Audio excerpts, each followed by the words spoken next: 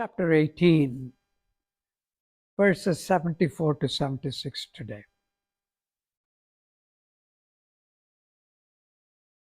So we are back to where we started. How do we know the conversation between Krishna and Arjuna that happened within seconds through this Turiya Titha is what Mahabharata says, the state of mind, the transcendental state of mind through which Krishna is communicating with Arjuna. How do we know what transpired between the two? It happened in front of many. Arjuna has given up. Krishna, he doesn't want to convince him to go back on the chariot and start fighting. He just wants to say what it's all about. Different parts of the philosophy, different ways in which one could attain enlightenment, and all that. Explaining that Krishna's hope is that this human, Arjuna, will use his willpower in the right way and get back on the chariot to fight. But how do we know that what transpired? Mahabharata is an incredibly intricate saga. All loose ends are tied in the end by Vyasa. Vyasa introduces himself in the story several times. One of the times is here, when Krishna is having a conversation, he's about to have a conversation with Arjuna. Vyasa comes into the story and gives Sanjaya the gift of clairvoyance. The story, Mahabharata, is incredibly intricate, once again, filled with melodrama, heroism, mysticism, feminism, treachery, revenge, gore, romance, sex, sports, games, philosophy, you name it, it's all in there. Science of warfare, science is itself, different parts of it, astronomy and all that. It's all in there. But it culminates in this Bhagavad Gita, or culminates in this sermon Krishna gives to Arjuna. But Vyasa could have just said, this is what went on between the two. Then he could have completely explained everything. But it would then be just a story, not an account of what's supposed to have happened. How would Vyasa know what happened between Krishna and Arjuna if Krishna is the one who is giving this sermon according to history?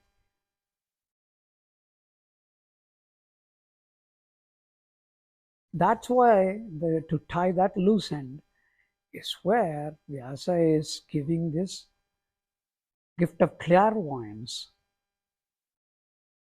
to Sanjaya. So Sanjaya tunes into Arjuna's mind because he wants to describe what happens at the battlefield to Dhritarashtra, who is not at the battlefield due to his blindness, and that through that we have got it. Sanjaya records it. Incredibly complex and intricate cycle within this story. Creator creates Vyasa to write this part of our history as a story, includes the creator as a human, Krishna, and gives the gift of clairvoyance to Sanjaya, so we will hear Krishna for eternity. Sanjaya says in the next 3 verses, "Thank you, Vyasa, for giving me this gift. Because of that, now I have benefited from listening to this outstanding sermon of wisdom that no other way anybody could get, or nowhere else anyone could get. Thank you. My hair stands on end listening to this," he says.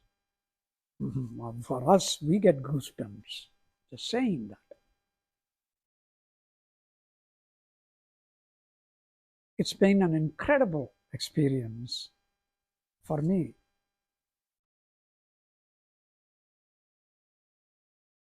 It's an old epic, it's an old set of philosophies, a manual that was written for the mankind that lived 2,500 years ago, or more, or less, it does not matter when it came about. As I previously mentioned, the process of just reading it and trying to explain this has given me a lot of benefits, let alone the message itself. The message is powerful, and that surely leads to many benefits. The approach I took in explaining this is from a modern point of view. Many scholars have written and analyzed the Bhagavad Gita, written interpretations and analyzed the Bhagavad Gita, and we have benefited from that. I have looked through many references, but with the intention to question, understand better, and adapt that to today's world. Can I use it? I consider myself a modern man, not wedded to or not contaminated by any doctrine. I'm a free spirit, thinking independently of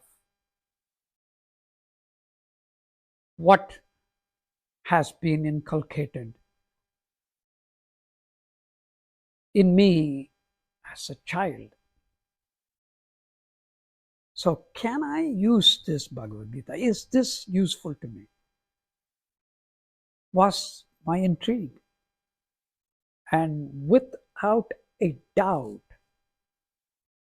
I have benefited from it, and many can benefit from it if they read it with sincerity, and not just for today's world.